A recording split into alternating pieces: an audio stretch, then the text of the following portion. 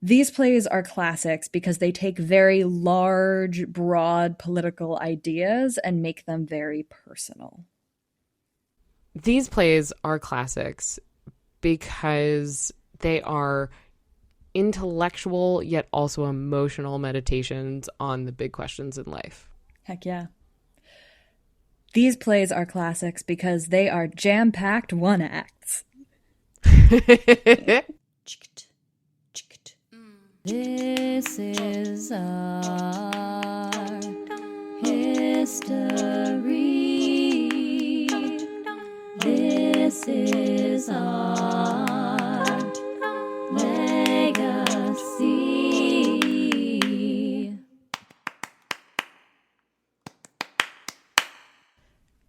Hello and welcome to This is a Classic, the Expand the Canon Theater podcast. We're your hosts, Skye Pagon, member of the Hedgepig Ensemble, curator and actor, etc. And me, Emily Lyon, the Associate Artistic Director of Hedgepig Ensemble and a curator of Expand the Canon. And we're here to introduce you to some plays by women that are classics. Expand the Canon is a program of Hedgepig Ensemble, a Brooklyn-based theater company that reimagines the classics, creating a legacy of storytelling with gender equity at its core. By investing in the growth of our artists, we nurture an inclusive and collaborative community that creates artistically excellent work. All right, and this week we are talking about two one-act plays by Fumiko Enchi. Indeed. If you're interested in the intersection of arts and politics, consider these two one-act plays.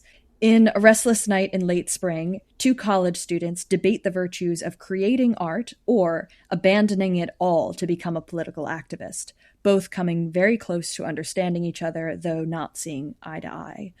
In A Hell of Her Own, we delve into similar questions.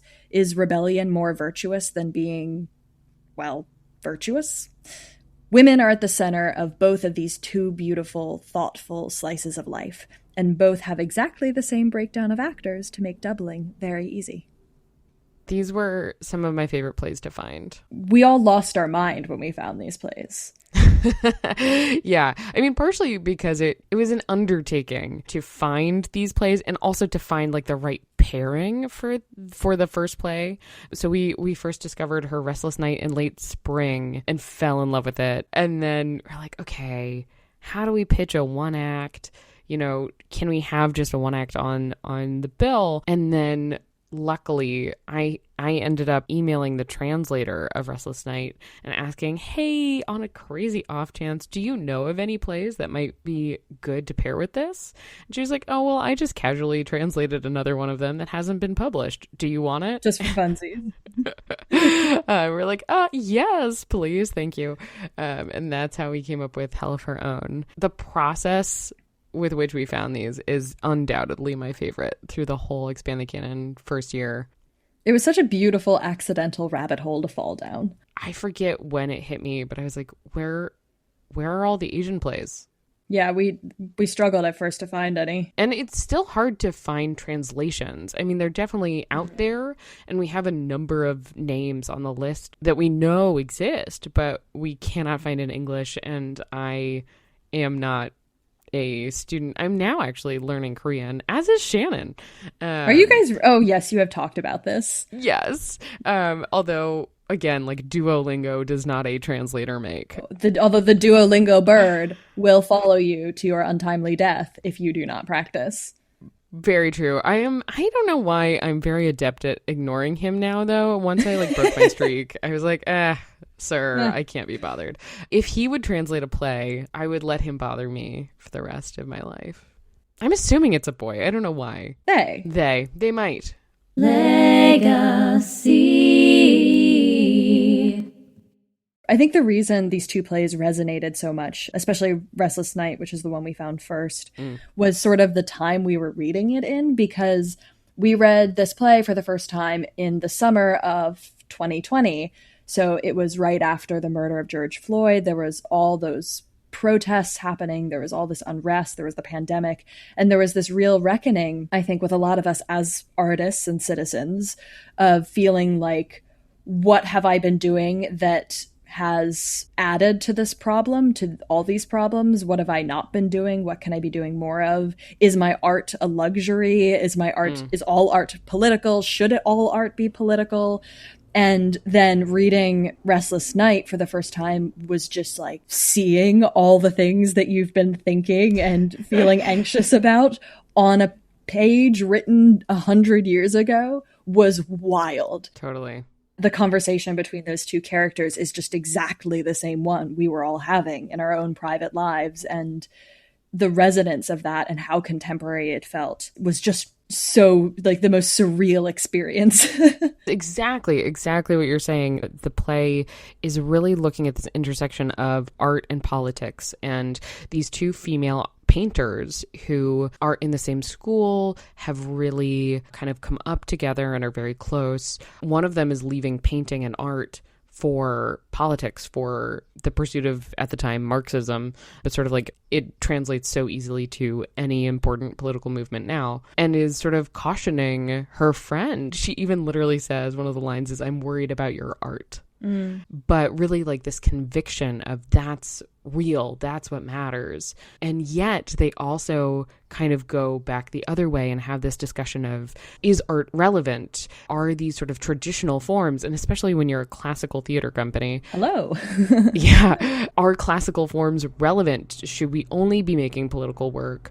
And, you know, that they can talk on both sides of that argument. And ultimately, spoilers, the main character realizes that everyone has their own path and has this moment of sort of peace around it, despite obviously being heartbroken in a number of ways. But this moment of both reevaluating and both choosing again their commitments to either politics or art, and sort of letting that be okay, was, especially in 2020, a conversation that I think I needed to reflect on and wanted to reflect on and wanted to just like feel gotten. But still, even reading it again now is like, oh yeah, that's still the conversation. Yeah. A thing that also struck me on rereading it was there's some interesting class politics happening in this play. One of the through lines and one of the points of contention between the two characters is the woman who is quitting painting to get married and go become a Marxist revolutionary comes from a more financially secure background than the other woman does.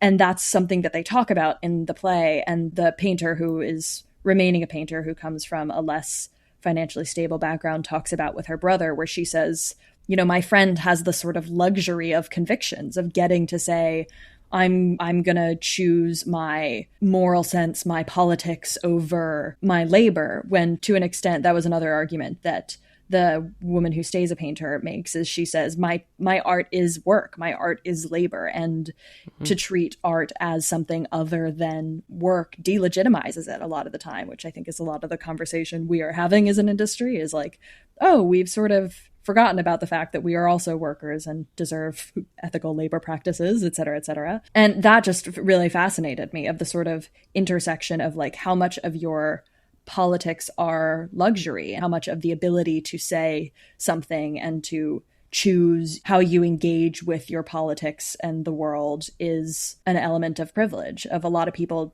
don't have the chance to, you know, whether it's I have to be at work to put food on the table so I can't afford to go spend a day protesting, or it's my boss will retaliate on me and I don't have another job that I can fall back on, or family money. And it's just a really interesting point in this play. Also, it connects to me too in one of the conversations in Hell of Her Own around feeling the sense of stuckness. Because in Hell of Her Own, you're following a pair of female friends who are teachers, and a male teacher that one of them is having an affair with, or is thinking about having an affair with. But the main character also gave up her political leanings and her dedication to that and her passion to keep her job, and feels both this interest and desire to have like change, the sort of romanticism of change, but also is being kind of pragmatic and thinking about, I need to stay in line because that's how life works, that's how society works, and being afraid to step out of that. And I think that there's that balance for artists of, this is what I know, this has been my work. It feels almost, to me, I'll say, if you're trying to go step out into a new industry and find another kind of work, it can be really challenging to do that too. So there's this sense of, my work is where I'm safe. My work as art is also like how I have been. It's how I've been trained. It's what I know. It's what I'm good at. It's where I'm confident. These two pieces having these conversations on sort of what is the, quote, right path. So I love that Fumiko Enchi is really embracing these conversations around like, well, is there? Like, can't you have passion? Can't passion look like different things? And I would just love to see these done and then have like the best conversation about them after. Oh, absolutely. Give me all of the late night salons after these shows. Yes. Also, that's something I love so much about her writing, is that she's engaging with these sort of uncomfortable fault lines in these supposedly more liberal spaces, in these artistic communities, in academia, in how these really complicated issues of class and gender and political engagement and political alignment play out in those spaces, which is really exciting and hyper relevant to our industry in classical theater, and a great place to sort of start those conversations because there's no real conclusion. History. Tell me about her upbringing. So her father is actually a famous scholar, a famous professor. I think it's so interesting that she brings that sense of intellectualism and conversation into her plays, because I would assume that's sort of the environment she grew up in. And also her grandmother was a big proponent in her becoming educated and particularly getting into literature. Actually, Fumiko Enchi is more known for her novels later in life, which is fascinating. I understand that I think one of them has been translated, The Waiting Years. Ooh. Yeah, The Waiting Years is apparently beautiful and won a Noma Literary Prize in Japan. Fancy. Going back to her, she was brought to kabuki performances by her father. And so even as a child, she was getting exposed to the theater. And as I mentioned, her grandmother was introducing her to famous literature. She was reading some really interesting like English, French, Chinese, and of course Japanese literature from the time she was quite small. And she did have a lot of individualized attention because she had really bad health. She was a very like sick child. So she was educated at home for the most part, and she had all these tutors. By the age of 21, she wrote her first play. Oh my God. Yeah, 21. Makes me feel inadequate. Word. I know. I'm like coming up on my Jesus years being like, oh no. And here she's like, I already casually published a play. She may have written other ones beforehand, but her first play was published in 1926 for Satu, which translates to A Birthplace. And that was published in a magazine. And then 2 years later, Restless Night in Late Spring, which is one of the plays that we are raving about, was published in a magazine as well, Women's Arts, in 1928. And that same year, it was produced on stage, which was a huge deal for a woman at the time, having a play actually be performed. As far as I know, Restless Night was the second play that she published and wrote. And that really kicked off a period of writing plays. And around that time in 1930, she was kicking around with an interesting bunch of other artists, had an affair with one, another writer who is, I think, not as cool as she is, but that's okay. She ended up marrying a journalist, and they had a daughter. Oh. But the late 30s and early 40s were a really rough time for her. So she had bad health in her youth, and then again, got really sick. And then, of course, you've got a big world war going on, and her house and everything she owned was destroyed in a bombing raid on Tokyo in 1945. And then she's still not doing great health-wise, and so she gets a hysterectomy in 1946. Oh my God. So a couple tough years for our girl Fumiko. Yeah. But it ends happily. She goes on to kill it in the literary game. And she went on to write a ton of novels that won all sorts of prizes. 2 of her novels, The Days of Hunger and A Tale of False Fortunes, won the Women's Literary Prize. The other thing about Fumiko Enchi is that she really is focusing on women's psychology, and sexuality comes up in a lot of her work. Get it, girl. And interestingly, like, particularly the sexuality of older women, which I was like, okay. So she wrote this book, Growing Fog, that is described as realism mixed with erotic fantasy. Okay. Where an older woman is fantasizing about keeping her youth by having affairs with younger men. I want that adaptation into a play, into a movie. I want to see that. I want to read that. Right? Let's get on translating all of these, because there would be a market. There is absolutely a market, and that market is me. I am the market. If you're a Japanese translator, been sitting around thinking, if only I knew what to translate next. Slide into our DMs. And of course, biggest shout out to Ayako Kano, who translated both of the plays on our list. She's fabulous. Thank you, Ayako.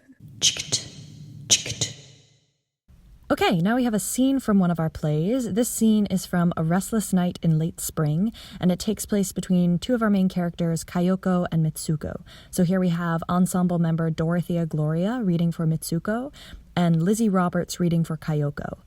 Mitsuko has come over to Kayoko's apartment late at night to break the news of her imminent departure, and to try and make Kayoko understand her point of view.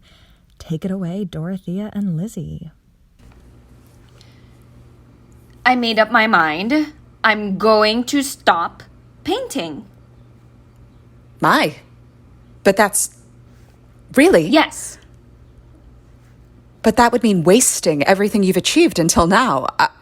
I don't understand. I knew you'd be against it, but I don't want us to part having told you some kind of lie, so I'll tell you everything today.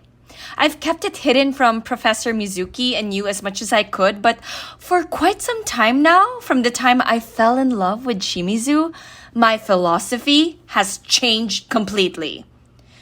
I feel bad for the professor, but I've lost all interest in this kind of painting or in any kind of conventional art that doesn't connect with modern science.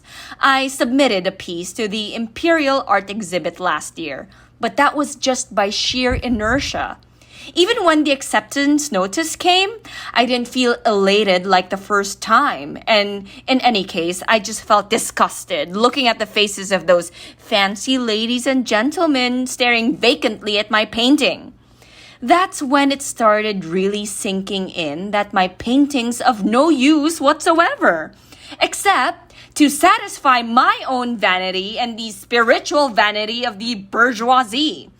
And I started thinking that I can't keep messing around with this kind of stuff any longer, hiding behind the name of art and ignoring the injustice of society in which people live.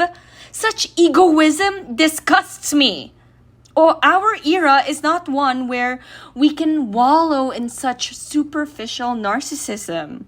I think it's inevitable that an ordinary artist like me, born in this era, would turn into an ordinary Marxist girl.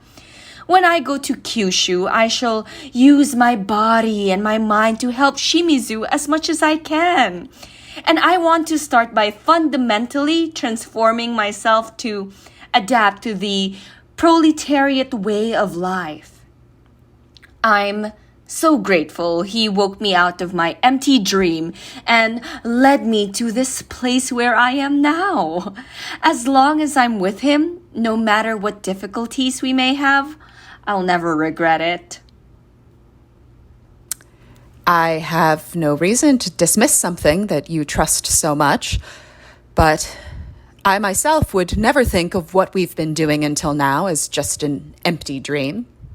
Holding a paintbrush isn't messing around. It's not vanity, it's honest labor. It's reality, nothing more, nothing less. If the viewer treats my painting as a mere trifle, that's not my problem. My own feeling when I'm trying to paint is always serious, almost unbearably so. I can't help but be serious in every sense of the word.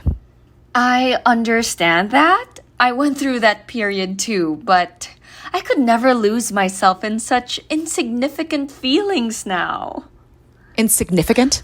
Well, if insignificant is a bad word, you could call it too leisurely or too quiet.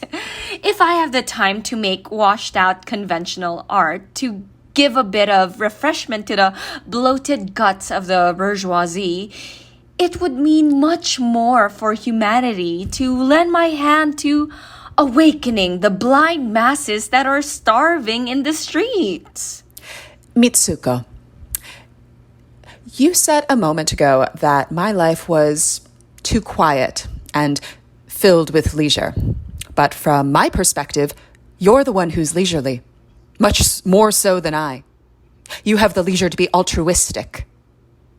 Far from messing around with a paintbrush, I clutch it desperately. That's the kind of human being I am. Other than painting pictures, I have no way of making a living, no source of self-respect. That's probably also the real reason I'm stuck in one place and can't move easily. I'm a human being who's not allowed to keep looking ahead and moving forward.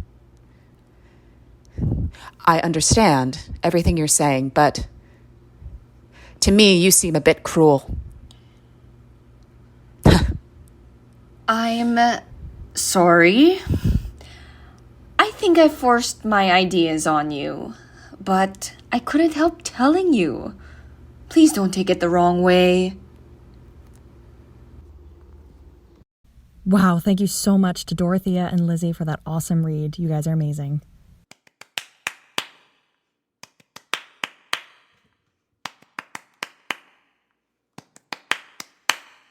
Thank you so much for joining us for our Fumiko Enchi edition of This is a Classic, the Expand the Canon podcast. You can learn more at expandthecanon.com. And for info on what's up next with us, you can follow us on Instagram at Hedgepig Ensemble Theater or on Facebook /Hedgepig Ensemble Theater. Or you can join our mailing list at hedgepigensemble.org. You get some cute little blogs from us. You can also support this effort by donating at the link in the comments below, bit.ly/hedgepig memberships. Again, I am Skye Pagon. And I'm Emily Lyon. And thank you so much, and we'll see you real soon. Thank you. Read these plays. They're classics. These plays. Woo!